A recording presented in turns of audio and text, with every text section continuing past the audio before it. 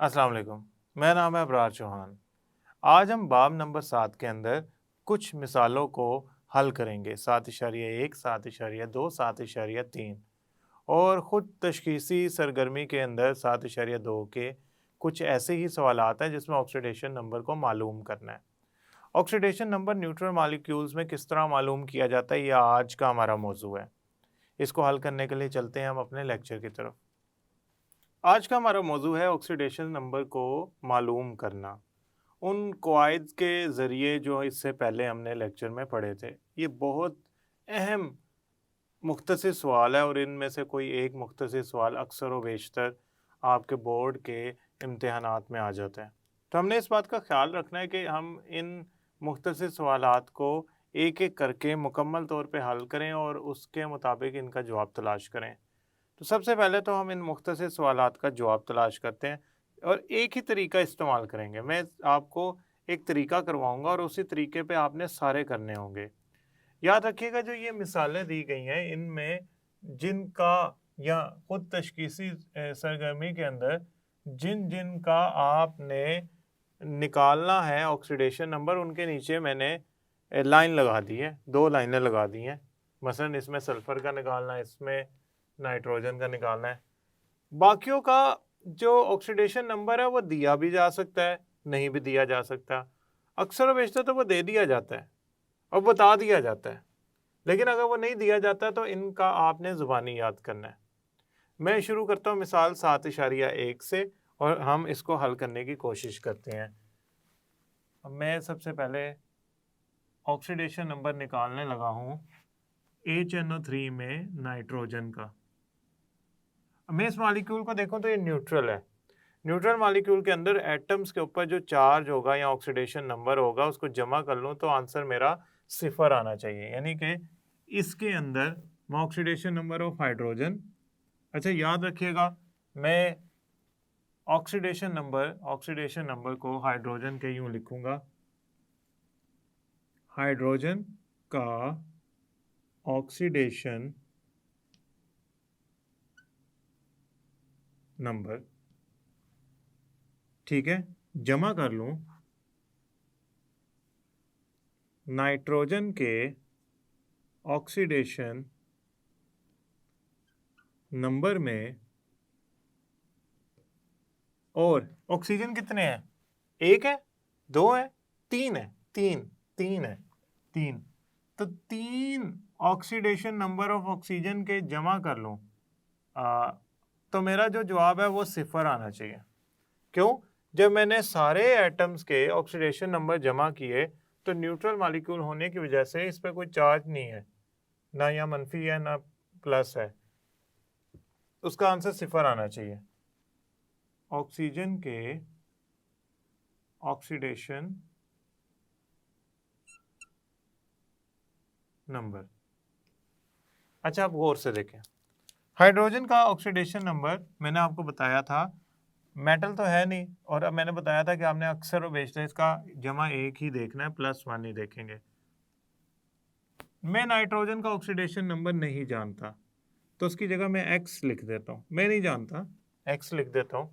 आप नाइट्रोजन का N नहीं लिख दें सिंबल, मैंने X लिख दिया सिंबल। और 3 ऑक्सीजन का ऑक्सीडेशन नंबर मैंने बताया था कि आपकी किताब में जो इस्तेमाल हो रहा है वो -2 ही हो रहा है, तो ये 0। वैसे भी हमें बता दिया गया था इस मिसाल के अंदर कि ऑक्सीजन का -2 लेना है, हाइड्रोजन का 1 जमा +1 लेना है। अगर मैं इसको हल करूं तो ये कुछ यूं बनेगा, +1 जमा x जमा -6 0, ये बना +1 जमा x ±-6 0 जमा 1 -6 -5, तो x -5 0। यहाँ से x यानी कि ऑक्सीडेशन नंबर ऑफ नाइट्रोजन आया +5। ये चार्ज के बिना नहीं लिखना। ऑक्सीडेशन नंबर अगर आप खाली 5 लिख देंगे तो वो जवाब के पूरे नंबर नहीं मिलेंगे, तो आपने यहाँ पे चार्ज लिखना है। ये मैंने इसका ऑक्सीडेशन नंबर लिख दिया। अब आते हैं हम मिसाल नंबर 7.2 पे। हमने निकालना है सल्फ्यूरिक एसिड के अंदर सल्फर का ऑक्सीडेशन नंबर, इसका दोबारा वही। अच्छा, अब मैं ऑक्सीडेशन नंबर जो है ना वो हाइड्रोजन का यूं नहीं लिखूंगा खाली कि ऑक्सीडेशन नंबर ऑफ हाइड्रोजन। यहाँ 2 हाइड्रोजन है, लिहाजा मुझे हाइड्रोजन का ऑक्सीडेशन नंबर लिखने से पहले 2 से उसको ज़रब देनी होगी। अगर यहाँ 3 होता तो 3 से देता, 5 होता तो 5 से देता, 100 होता तो 100 से देता। जो यहाँ होगा उसको ऑक्सीडेशन नंबर से ज़रब देनी है। हाइड्रोजन का ऑक्सीडेशन नंबर जमा सल्फर का ऑक्सीडेशन नंबर।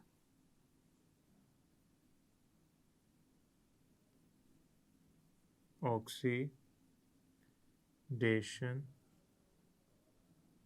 नंबर जमा ऑक्सीजन का ऑक्सीडेशन नंबर को किससे ज़रब देने की ज़रूरत है? आप कहेंगे जितने ऑक्सीजन एटम है उससे ज़रब देने की ज़रूरत है। इसमें ऑक्सीजन के एटम की तादाद है 4, तो आप इधर 4 से इसको ज़रब देंगे तो 4 ऑक्सीजन का ऑक्सीडेशन नंबर। और ये किसके इक्वल होगा? आप कहेंगे सर ये तो न्यूट्रल मॉलिक्यूल है, इस पर तो कोई चार्ज ही नहीं है, तो ये 0 के इक्वल होगा, बराबर होगा, 0 के बराबर होगा। अब हाइड्रोजन का जो ऑक्सीडेशन नंबर होता है हम सब जानते हैं वो होता है 1 सल्फर का ऑक्सीडेशन नंबर नहीं पता तो मैं उसकी जगह x लिख लेता हूँ। आप x लिखने का फ़ायदा ये होता है कि आपको बार बार सल्फर का ऑक्सीडेशन नंबर लिखने की ज़रूरत पेश नहीं आती, उससे आपका कुछ वक्त बच जाता है। इसके अलावा आप सल्फर का ऑक्सीडेशन नंबर भी लिख सकते हैं, ज़रूरी नहीं है कि आप x ही लिखें। यहाँ पे होगा 4 और यहाँ पे होगा ऑक्सीजन का ऑक्सीडेशन नंबर -2, हमेशा की तरह 0 के बराबर। आप इसको हल करें तो आएगा जवाब -2 जमा x -8 0। और इसको मैं इधर लिख लेता हूँ ताकि मैं ये जगह इस्तेमाल कर सकूँ। देखिए -2 -8 होता है -6, तो x -6 0 के बराबर आ गया, -2 -8 -6 हो गया तो x -6 और यहाँ से x निकल आया -6। तो सल्फर का ऑक्सीडेशन नंबर सल्फ्यूरिक एसिड के अंदर -6 है। इसका क्या निकाला था हमने? -5। तो +5 नाइट्रोजन का है, +6 आपका किसका है? सल्फर का। अब हम आगे चलते हैं मिसाल नंबर 7.3 के ऊपर।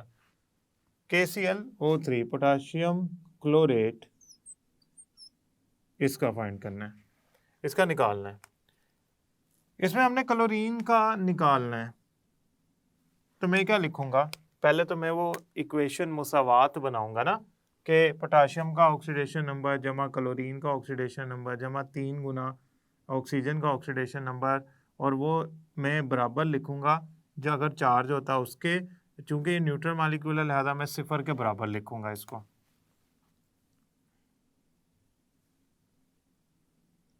पोटाशियम का ऑक्सीडेशन नंबर जमा क्लोरीन का ऑक्सीडेशन नंबर जमा 3 ऑक्सीजन का ऑक्सीडेशन नंबर, ये 0 के बराबर होगा। अच्छा, पोटाशियम का ऑक्सीडेशन नंबर क्या होगा? मैं समझता हूँ मुझे नहीं पता, तो मैं जाता हूँ पीरियोडिक टेबल में और ग्रुप नंबर 1 देखता हूँ। ग्रुप नंबर 1 के अंदर पोटाशियम का ऑक्सीडेशन नंबर जो होता है वो +1 बनता है, क्योंकि मैं ये पहले ही बता चुका हूँ कवायद के मुताबिक ग्रुप 1 के जो एलिमेंट्स होंगे उनके एटम के ऊपर जो चार्ज होगा वो +1 होगा और वही उनका ऑक्सीडेशन नंबर होगा। वैसे भी ये दिया गया मिसाल के अंदर सवाल, अगर आप इसकी पूरी सवाल की जो वाज़ेह किस्म के जुमले लिखे हुए हैं उसमें लिखा हुआ है कि पोटाशियम का ऑक्सीडेशन नंबर जो है वो +1 है। तो यहाँ पे मैं लिख देता हूँ +1 ऑक्सीडेशन नंबर इसका, क्लोरीन का x, ऑक्सीजन का 3 गुना लिखूंगा क्या? -2, ये बनेगा +1, x -6 0 के बराबर होगा। यहाँ से +1 और -6 -5 हो गया, तो x -5 0 के बराबर हो गया और x बराबर हो गया -5 के। ये ऑक्सीडेशन नंबर है आपका, ये ऑक्सीडेशन नंबर है आपका, ये ऑक्सीडेशन नंबर है आपका। अगर आप इसको खाली 5 लिख देते तो वो गलत होता, क्योंकि ऑक्सीडेशन नंबर में चार्ज होना ज़रूरी है। अगर आप चार्ज नहीं लिखेंगे तो ऑक्सीडेशन नंबर का जो आंसर है वो गलत आ रहा होगा। क्यों? क्योंकि ऑक्सीडेशन नंबर चार्ज जमा वैल्यू है, चार्ज खाली नहीं लिखनी है आपने, उसके साथ नंबर और वैल्यू दोनों, चार्ज और वैल्यू दोनों लिखनी है। अब हम करने जा रहे हैं खुद तशखीसी सरगर्मी में बेरियम फॉस्फेट इन चारों का। तो मैं ऐसा करता हूँ, सबसे पहले बेरियम फॉस्फेट का करता हूँ। बेरियम फॉस्फेट, अच्छा अब याद रखिएगा, जब इस तरह का इतना मुश्किल तरीन फार्मूला हो जिसमें फास्फोरस का आपने ऑक्सीडेशन नंबर निकालना हो, तो आप इसे पहले सादा कर लें, बड़ा आसान हो जाएगा। देखें Ba3, ये देखें ब्रैकेट के बाहर 2 है, तो ये 2 इससे भी ज़रब खाएगा, इससे भी ज़रब खाएगा, तो हो गया P2O8। पहले आपने इसमें लिख लेना है। अब आप लिखें, देखें आप लिखेंगे, देखिए मैं ऑक्सीडेशन नंबर को ना, ऑक्सीडेशन नंबर को मैं यहाँ OS लिख दूंगा, ऑक्सीडेशन नंबर इंग्लिश में, या इसका असल जो जवाब है वो पहले ही लिख दूंगा। मतलब मैं यहाँ नहीं लिखूंगा बेरियम का ऑक्सीडेशन नंबर, मैं लिखूंगा 3 जो बेरियम का ऑक्सीडेशन नंबर है। अब बेरियम जो है ना वो ग्रुप 2 का एलिमेंट है, मुझे कैसे पता लगा? पीरियोडिक टेबल में लिखा हुआ है बेरियम स्ट्रोंशियम, यानी कि calcium magnesium barium strontium. Magnesium पहले आता है बेरिलियम, फिर मैग्नीशियम आता है, फिर आता है आपका कैल्शियम, पे बेरियम आता है। तो बेरियम पे जो चार्ज होगा वो ऑक्सीडेशन नंबर होगा वो -2 होगा। उसकी वजह ये है कि बेरियम ग्रुप 2 का एलिमेंट है। फास्फोरस का मुझे नहीं पता, तो मैं लिखूंगा फास्फोरस का ऑक्सीडेशन नंबर और उससे ज़रब दूंगा जो उसकी तादाद होगी। अगर ये खाली फास्फोरस होता तो ये हमारा खाली x लिख देता, लेकिन चूंकि ये फास्फोरस 2 है तो मुझे यहाँ 2 ज़रबे x लिखना पड़ेगा, और ऑक्सीजन का ऑक्सीडेशन नंबर को 8 से ज़रब देनी पड़ेगी। तो अब देखें, अब ये न्यूट्रल मॉलिक्यूल है, लिहाजा इन सारों के ऑक्सीडेशन नंबर अगर मैं जमा कर लूँ, यानी कि बेरियम का ऑक्सीडेशन नंबर जमा कर लूँ, फास्फोरस का ऑक्सीडेशन नंबर जमा कर लूँ और ऑक्सीजन का ऑक्सीडेशन नंबर जमा कर लूँ, तो 0 के बराबर आंसर आएगा। देखें बेरियम का क्या है, +6 +6 2x -16, इसको 6 16 में से के 10, तो 2x -10 0, यहाँ से x बराबर आएगा +10/2 के, तो x का जवाब आया +5 + 5। ये ऑक्सीडेशन नंबर है फास्फोरस का इस मॉलिक्यूल के अंदर। अब मैं दूसरा करता हूँ, लिहाजा मैं उसमें नहीं लिखूंगा ऑक्सीडेशन नंबर ऑफ ये, ऑक्सीडेशन नंबर ऑफ वो, मैं डायरेक्ट उनका जवाब लिखता जाऊंगा, उनका जो सीधा सीधा जो ऑक्सीडेशन नंबर है वो लिखता जाऊंगा, ताकि हमारा वक्त बचे और हम ज़्यादा से ज़्यादा सवाल इस लेक्चर के अंदर कर सकें। दूसरा है कैल्शियम सल्फेट। कैल्शियम सल्फेट, इसमें क्या होगा, कैल्शियम का ऑक्सीडेशन नंबर जमा सल्फर का ऑक्सीडेशन नंबर, इसको हमने निकालना है, जमा 4 गुना 4 ज़रब ऑक्सीजन का ऑक्सीडेशन नंबर, और इसको 0 के बराबर लिख देंगे। कैल्शियम ग्रुप नंबर 2 का एलिमेंट है, तो उस पर ऑक्सीडेशन नंबर तो -2 होगा। ऑक्सीजन जो है वो ग्रुप कौन से का एलिमेंट है, ये है ग्रुप नंबर, बल्कि ग्रुप की जरूरत ही नहीं, इसका तो हमें पता होता है -2 है, तो ये बना +2x -8 0, -8 + 2, तो -8 और +2 जो होंगे वो बनेंगे -6, तो यहाँ से x बना जमा 6। अब आते हैं तीसरे पे, कॉपर नाइट्रेट पे। कॉपर नाइट्रेट, ये कॉपर नाइट्रेट है, इसे क्यूप्रिक नाइट्रेट कहेंगे क्योंकि इसमें कॉपर की वैलेंसी ज़्यादा है। वेरिएबल वैलेंसी आप पहले ही पढ़ चुके हैं। खैर, इसको मैंने कहा था कि आपने सादा करके लिख लेना है, ये अब मुश्किल लग रहा होगा। 2 इस पूरे से ज़रब खा रहा है तो ये बनेगा Cu, पहले N से फिर O से, N2O6, तो ये बन गया कॉपर की ऑक्सीडेशन स्टेट जमा 2 नाइट्रोजन की ऑक्सीडेशन स्टेट। नाइट्रोजन की ऑक्सीडेशन स्टेट हमें नहीं पता, उसकी जगह X आएगा, और ऑक्सीजन की ऑक्सीडेशन स्टेट, और ये सारा का सारा 0 के बराबर आएगा। अब आप कहेंगे कॉपर की ऑक्सीडेशन स्टेट क्या होगी? मैंने आपको नाम बताया, यह है क्यूप्रिक नाइट्रेट, यानी कि -2, कॉपर की बड़ी वाली जमा 2, ऑक्सीजन का होता है -2, तो ये बना जमा 2x -12 0, तो ये बना 2x -10, और यहाँ से x आया जमा 10/2 और x आया जमा 5। तो नाइट्रोजन पे जो इसका ऑक्सीडेशन नंबर होगा वो जमा 5 होगा। अब एक बात आपने याद रखनी है कि जो कॉपर की वैलेंसी है, ऑक्सीडेशन नंबर है, ये आपको बताया जाएगा, और अगर नहीं पता तो आपने याद रखना कॉपर नाइट्रेट के अंदर, क्यूप्रिक नाइट्रेट के अंदर जो उसकी ऑक्सीडेशन नंबर होता है वो जमा 2 होता है।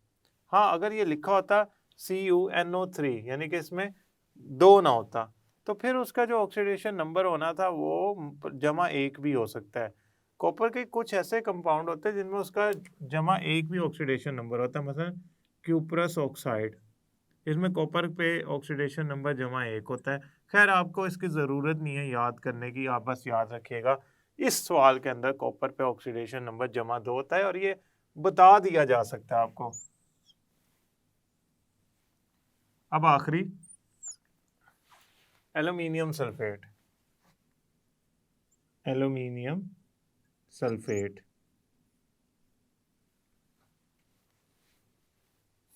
अब वैसे तो इसको हल करने के 2 तरीके हैं। खाली सल्फेट -2 के बराबर होता है, उससे भी सल्फर निकाला जा सकता है।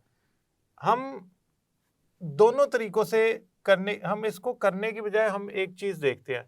हमने बाब नंबर 1 में पढ़ा था कि सल्फेट के अंदर यानी कि मैं नहीं जानता, एल्यूमिनियम ग्रुप 3 का वैसे एलिमेंट होता है, उस पर +3 चार्ज होता है। इसको हल 2 तरीकों से किया जा सकता है, मैं वो दोनों तरीके इस्तेमाल करने लगा हूँ। पहला तो तरीका ये है कि इसे सादा सूरत में लिख ले, Al2 3 अंदर दोनों से ज़रब खाएगा, S3O12। आप क्या करें, इसको यूं लिखें, एल्यूमिनियम की ऑक्सीडेशन नंबर ज़रबे 2, सल्फर की ऑक्सीडेशन नंबर हमें नहीं पता, ऑक्सीडेशन नंबर ऑक्सीजन की कितनी होती है, -2। एल्यूमिनियम जो होता है वो ग्रुप नंबर 3 का एलिमेंट है, तो उसकी 3 होगी, जमा 3 होगी, और ये सारों को जमा कर लो तो आंसर आपका 0 आना चाहिए। तो ये बन गया जमा 6 जमा 3x, और ये बन गया आपका -24 0। ये 24 में से 6 गए तो 18 बचता है,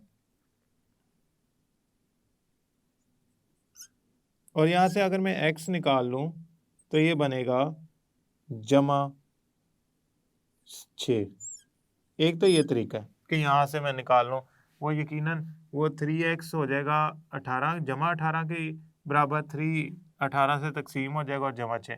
दूसरा तरीका ये है कि आप खाली लिखें SO4, ये SO4 कहीं भी आ जाए ना तो उस पर जो चार्ज होता है, रेडिकल होता है, वो -2 के बराबर होता है। तो इसका मतलब ये है कि सल्फर की ऑक्सीडेशन स्टेट जमा 4 ऑक्सीजन की ऑक्सीडेशन स्टेट -2 के बराबर होनी चाहिए।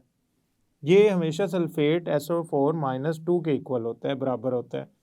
तो ये बन गया -8 -2 के इक्वल, तो यहाँ से x का जवाब आया जमा 6। ये एक असूल है कि सल्फेट को आप अलहदा से निकाल सकते हैं। अब ये आपके उस्ताद इकराम बताएंगे कि ये आपने इस्तेमाल करना है या ये आपने इस्तेमाल करना है। इसी तरह खाली NO3 का भी हो सकता है। NO3 पे खाली NO3 पे चार्ज होता है, यहाँ ऑक्सीडेशन स्टेट होती है -1, यानी कि जो चार्ज होता है ना वही इनकी ऑक्सीडेशन स्टेट का जमा होती है।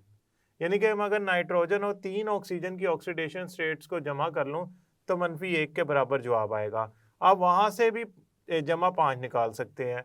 यह आपका होमवर्क है, आपने इसको करना है कि अगर NO3 को -1 के बराबर रख के मैं नाइट्रोजन की ऑक्सीडेशन स्टेट निकालूँ तो वो जमा 5 ही निकलनी चाहिए। मैं उम्मीद करता हूँ ये लेक्चर आपको समझ आया होगा। अगले लेक्चर तक के लिए अल्लाह हाफिज़।